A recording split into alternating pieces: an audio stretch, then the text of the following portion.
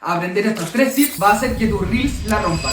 Primero, guarda un grupo de efectos de sonido que domines a la perfección y sepas exactamente en qué momento usar. Por ejemplo, en mi caso, los risers para crear tensión o los bush son perfectos para las transiciones. Segundo, si bien hay que tener un grupo de efectos de sonido que uno repita en cada reel, no hay que usar el mismo efecto varias veces en el mismo video, porque la gente se va a dar cuenta y van a perder la atención. Tercero, pensar siempre en qué efecto de sonido hace sentido que esté ahí. Por ejemplo, si yo quiero crear urgencia, el sonido de un reloj puede ser muy buena idea. Pero bueno, lo que más hace mejorar a uno es la práctica y el tiempo. Así que dale sin miedo, a jugar y a aprender.